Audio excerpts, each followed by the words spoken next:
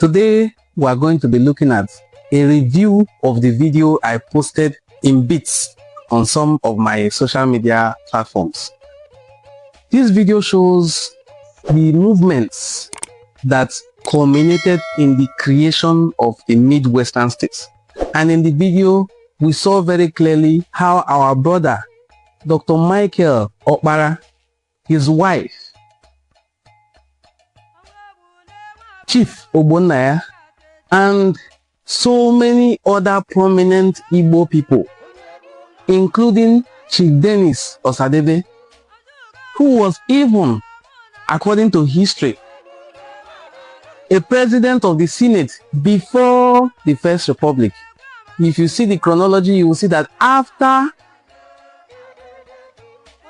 Dr. Nnamdi Azikiwe comes Chief Denis Osadebay. That was before October 1960. So, these Igbo people from the eastern parts of Igbo land joined forces with their brothers who are from the western parts of Igbo land to move on this epic journey, and I'm very grateful that it was documented. This is why it is very good to keep history. It is very good to make historical documentaries so that in future it can be referenced. Yeah, but when Chief Denis Osadebay, Dr. Michael Okpara,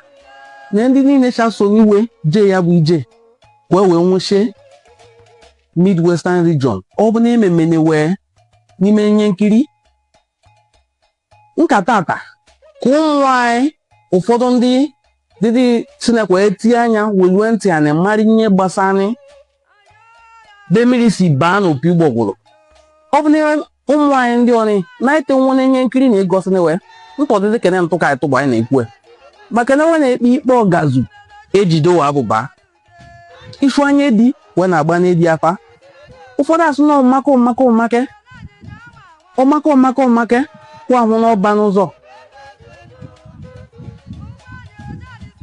ụfọdụ n'ime ụmụnwaanyị ndị ọ bụ na akpọga webe esi buni asị kpọda afa waza asị amate nwunye ajụ gwa okwu ọ bụ yewe ndụmọdụ nke tata mana Chukwu ya gozie ndị mee ya bụ nye nkiri o ji bụna nke tata anyị enwe ike nwunye anyị ji na-agbazi ndị ọ bụ na aka apụgawa n'oke.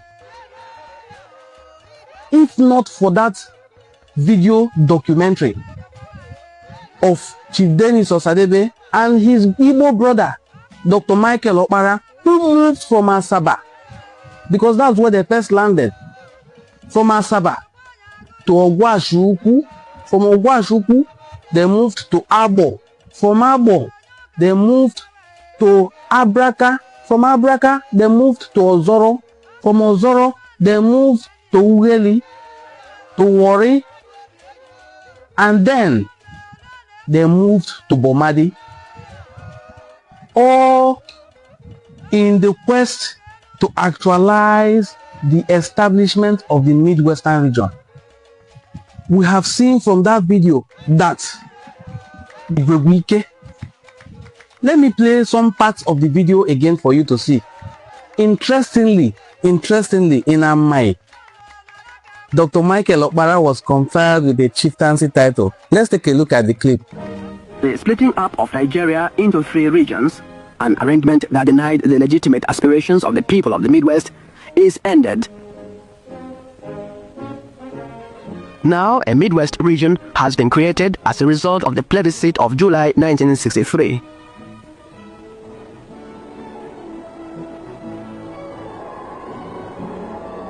Campaigning for its establishment, Dr. Okpara, the Premier of the East, was greeted by Chief Denis Osadebay, the leader of the Midwest State movement, when he arrived at Asaba.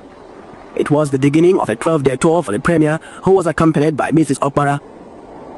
The federal and all the regional legislatures had voted for the new region. It now remained to find out the wishes of the people themselves.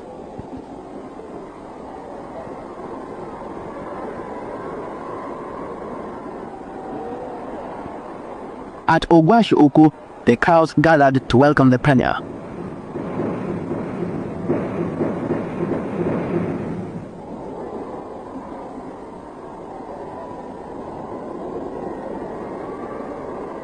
Dr. Obona was there.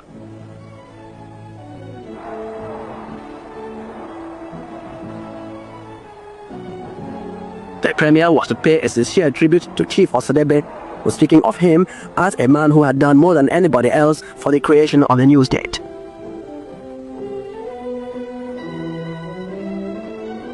He appealed to the people of the Midwest not to be complacent or adopt a negative attitude to the problem. The new state would be the fulfillment of a promise made by his party in 1959, he said. And then, the Asaba women dancers entertained their visitors.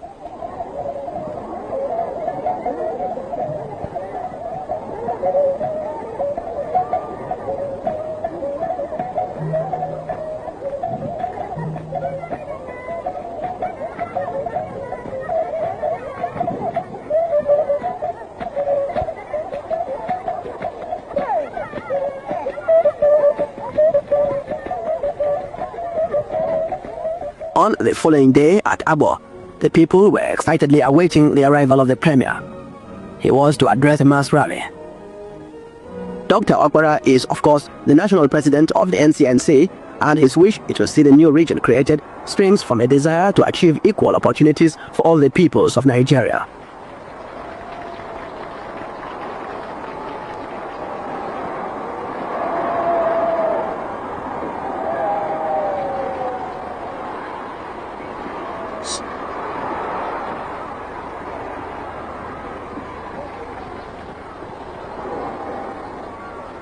Women of his party danced their way to the rally.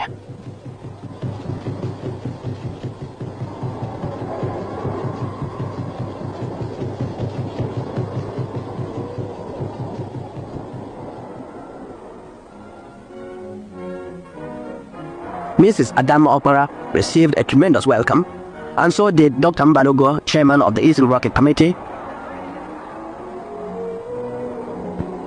Dr. Obona, and Mrs. Janet Mokelo.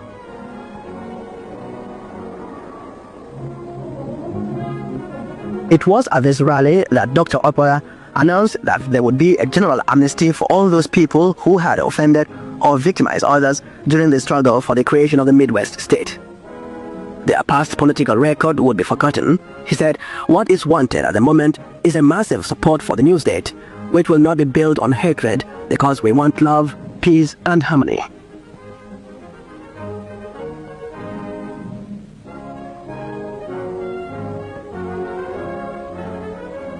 And then the campaign party moved on by car to Abraka.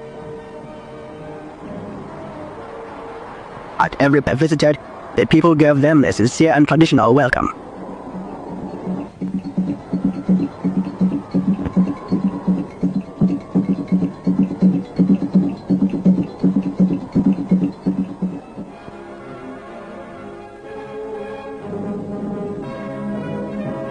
An address of welcome was read and then presented to the premier.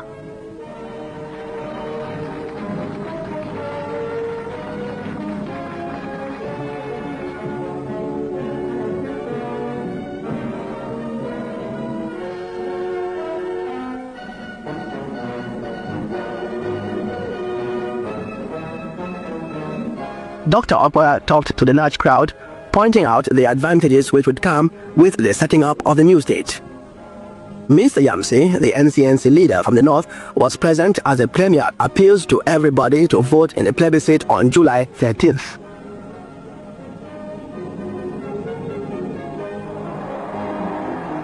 At Amai, there was another splendid welcome.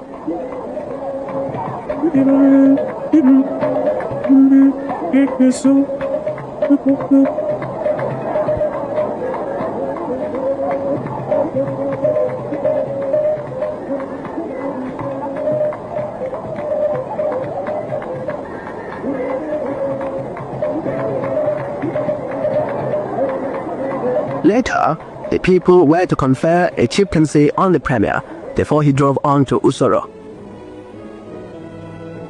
Here, it was students who welcomed the party. The creation of the new state will be particularly important to the younger people because the opportunities for them will be greatly increased.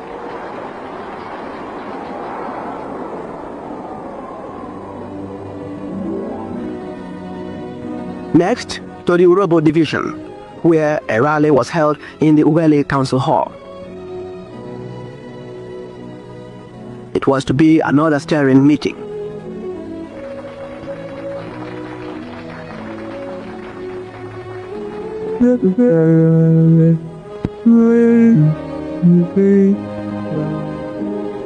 The chairman of Nigerian Airways, Chief Dafe, was among the speakers, and the premier and members of the campaign party greeted the audience.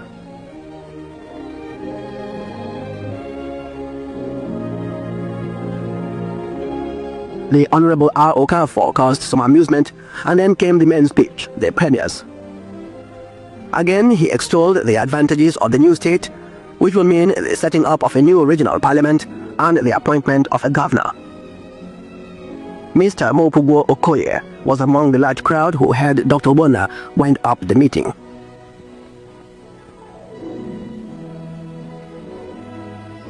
At Warri, it was the same story of joy and welcome. The Pendewo dancers performed.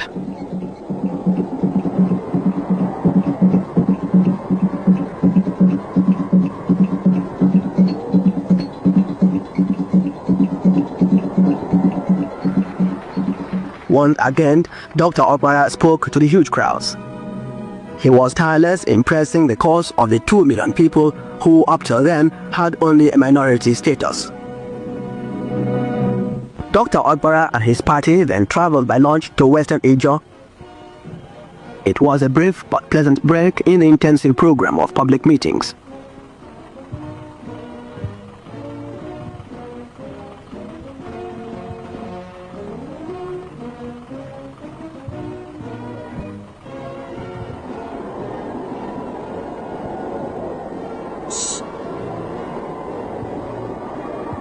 At Pumade, people lined the banks to catch a glimpse of the Premier of the East. Everybody seemed to have turned out to greet him.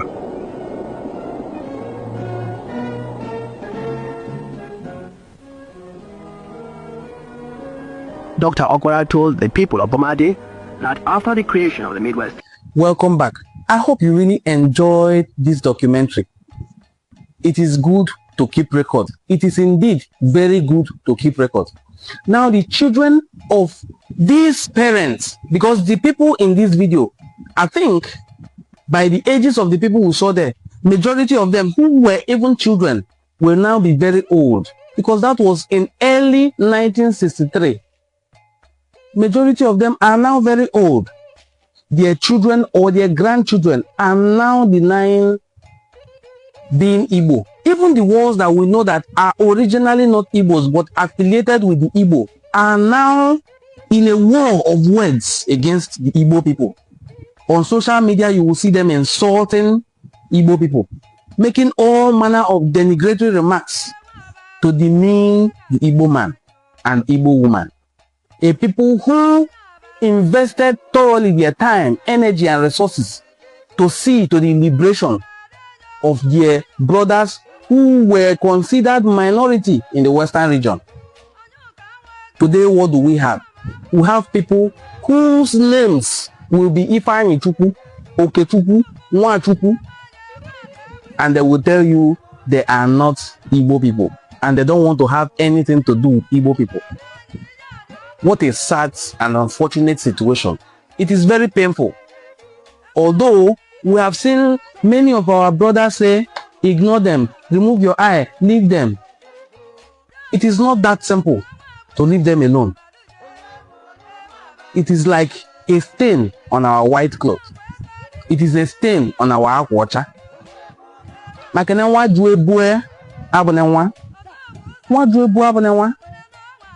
It is very, very sad. But what do?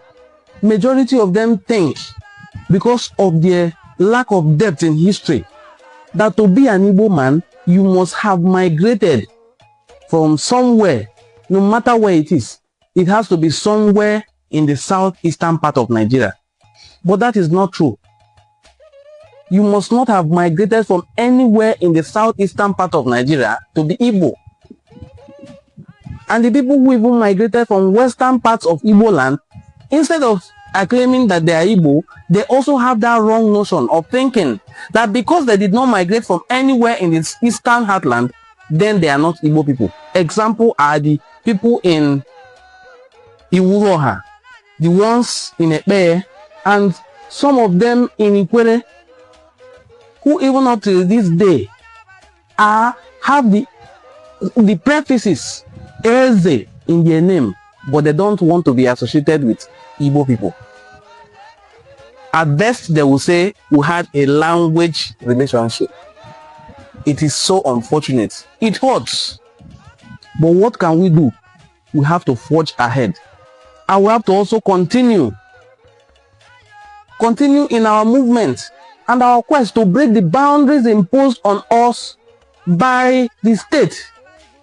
We have to continue breaking the barriers, the boundaries, the geographical boundaries and demarcations and divisions brought upon us intentionally by the Nigerian government. Because in April 1967, a publication was released by the then General Yakubu Gowon's government that if the East insists to go, that the core states will be created. What were the core states? Cross River State, Ogoja State, and then River State. He succeeded in creating Cross River State, succeeded in creating River State. He did not end up creating Ogoja State. What was the aim?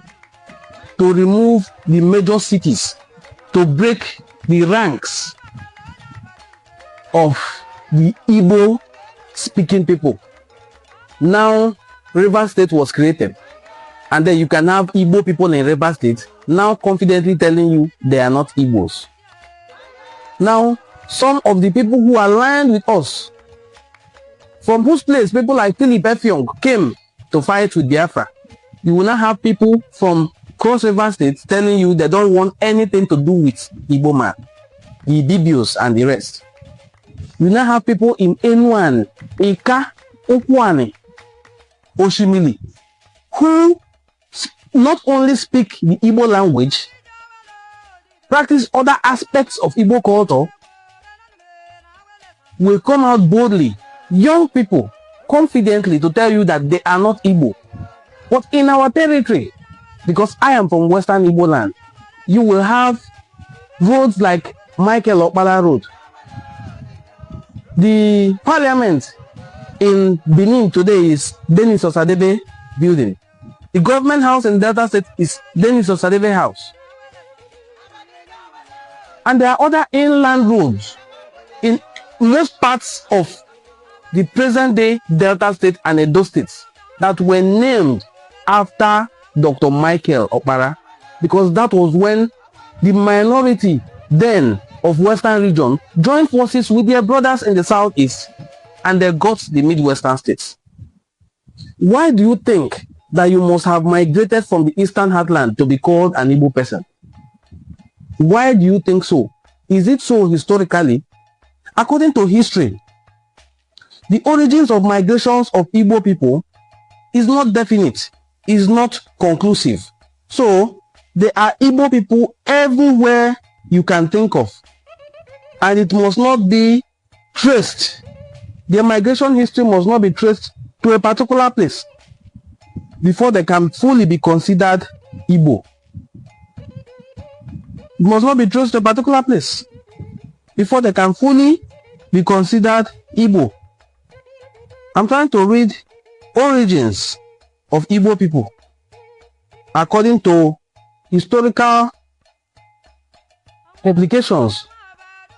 Very, very interestingly, we have one of the publications of on Igbo people by our brother Adiele Afipo. It says, and I quote, "The origin of the Igbo people have been subject of speculations, and this is yet to be concluded."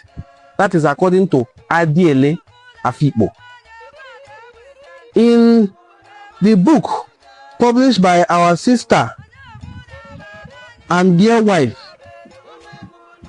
Elizabeth Isichei, one of her sources told her to write that the Igbo people did not migrate from anywhere, and interestingly asked her to write it down. I'm trying to look for more sources to back up what I have just told you. Now, Afikpo affirms that the antiquity of the Igbo people on logistic evidence probably goes back to 5,000 or 6,000 years.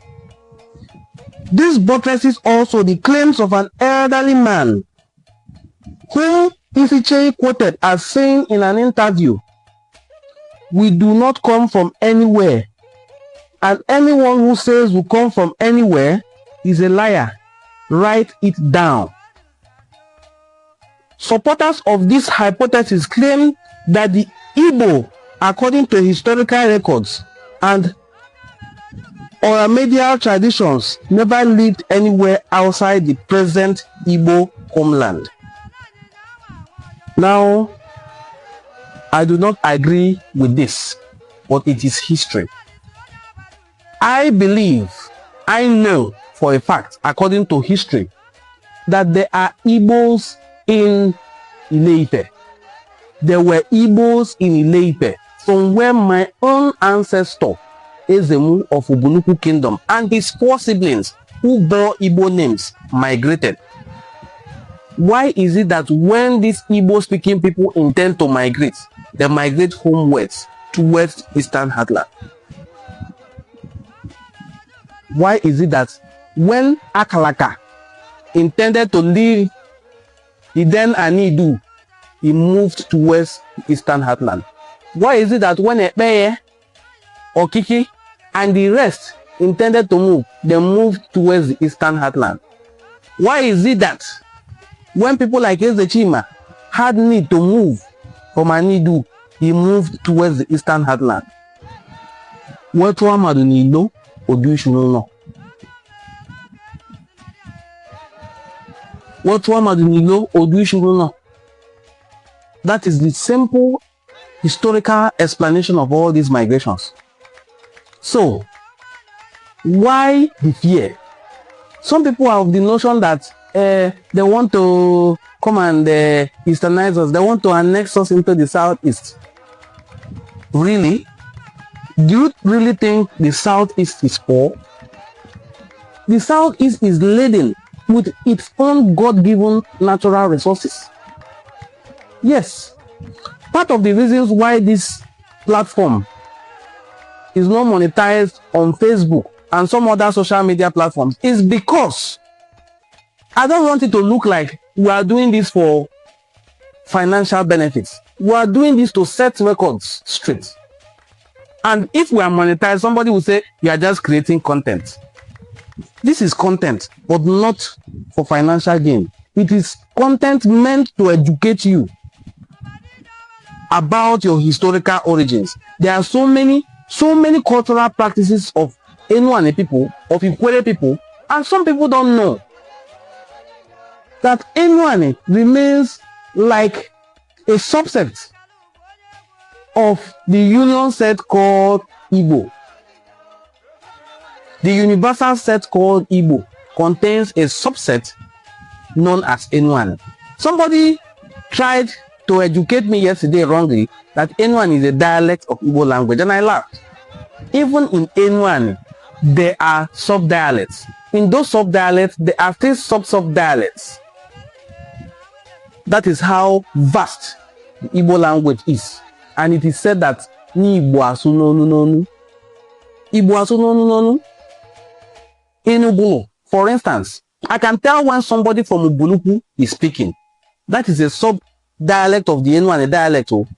I can tell when somebody from Ubulokiti is speaking, and I can also tell when somebody from Ubulona is speaking.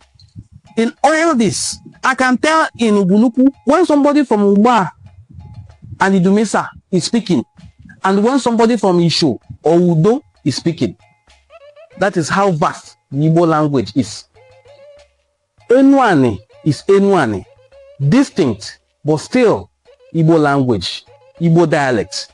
Ikwere is Ikwere, distinct on its own but still a dialect of the Igbo language. Eza is Eza, distinct, but still is some dialect of the Igbo language. Owere is Owere, distinct on its own. Ashemadwo is on its own, distinct. When you speak it, somebody will say, Onya Wonya Owere. So, is every other Igbo dialect, including Eka, distinct on its own, but a sub-dialect of the Igbo language. Because the major elements of this dialect that you are thinking about, that you talk about, are found in the Igbo language. Words, important key words in these dialects are also retained in the Igbo, other Igbo dialects. It doesn't make it inferior. It doesn't make any of them superior. It is just our language. Yes, a lot of people will tell you that it is not only language that confers identity. That is very true. But if this language is the language you use for your Egofo, it is the language you use for your traditional songs and festival, then it is your traditional language, and then it can confer identity on you. Yes, that is when language confers identity. If it is your traditional language, we did not borrow it from anywhere. That is the language of your ancestors, the language of your own parents, and then your own language. Even your names are in that language, then it is your language. If that language is Igbo, then you are Igbo. It is just up to you to trace your origin. The history of Igbo people is so deep that we are still even trying to know where did Igbos migrate from.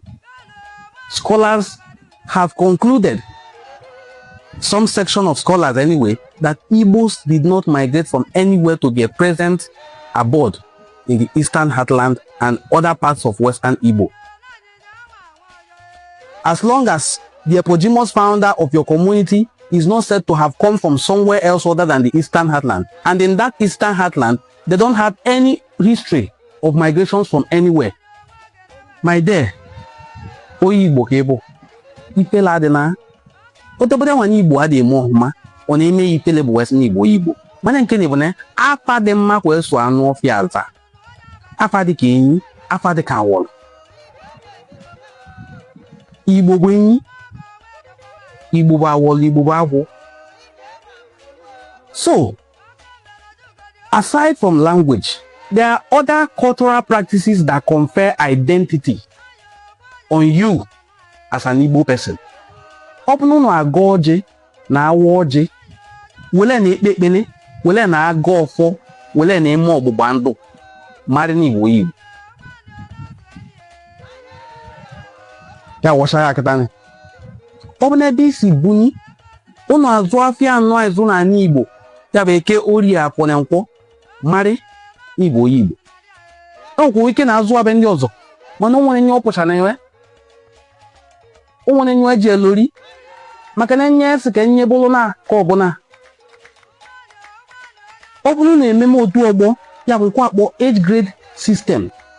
Mmarịkwọ Igbo Igbo. Maka na Igbo bụ nye ememe otu ọgbọ.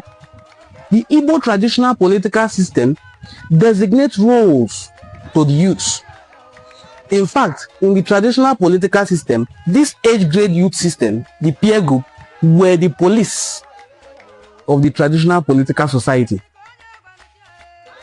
Same way, the Igbo traditional political system gives roles to the women as Umuada and Omu, and then to the men who lead the lineage by gerontocracy. The Ada also leads her own women group by gerontocracy. Even in this age grade group system, they are also led by gerontocracy because it is usually the oldest of the age grade that leads them.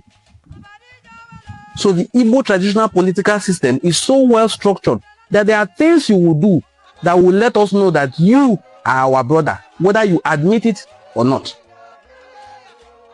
This I'm having in my hand is called Otoloaka. To some who are Dibias, Odu. To some who are Ezes, Otoloaka or Ofo. It is a traditional symbol of authority, although mine is ceremonial because of my cultural platform. Those who wield it know its power. It is more powerful to hold an offer than to hold a government-issued staff of office. This is the traditional staff of office. Historically, you only inherit this. You don't buy it in the market. If your community has offer as its traditional symbol of authority, with names of its citizens like Ejiofo, Ofuedu, Oferma, Ofokansi, and the rest, you are Igbo. There are no two ways about it. All the Igbo cultural practices are unique. Some are shared, while some are distinct. As I will always say, in our Eastern Igbo dialects, that Odibende na Adiribende, Ogirishi na Abamme. A cultural practice of one people that is not found in another people is usually disgusting. There are people that eat edi in Igbo land. There are people who do not even touch edi, including my community. There are people who revere eke. Some worship it because it is their totem animal, while there are others to whom eke is meat, including my community. To us, eke is meat. To some, it is revered. There are people who do not eat the West African giant rat, the one you call ewi. People like Ibuzo, people like Nnewi. In my community, it is meat. There are some subgroups in my community who do not eat guinea fowl. To us, it is meat. That is the beauty and diversity of the Igbo culture. It does not alienate any group that will make you say, because I am not doing this and they are doing it, then I am not Igbo. Yesterday, somebody told me the name of the eponymous founder is Aklaka, not Akaraka, therefore it is not Igbo. And I laughed. I told him, in my own dialect of Igbo language, it is Akalaka, not Akaraka. And in Anambra and some other areas of Igbo land, it is Akalaka, not Akaraka. Igbo asununu. That R can become L, and the L can become R. In N1, my F can become H, my S can become H. I can say Asia for market if I am from Ogwashuku, while another person will say Afia for market if that person is from Obolo clan. This is the beauty and diversity of the Igbo language. Thank you once again for joining Nnamdi and the Cultural Forum. I hope you enjoyed today's video. Kindly give us a thumbs up, share our video if you can, and I know you can. Give us super thanks. Thanks for supporting Nnamdi and the Cultural Forum. See you in our next video.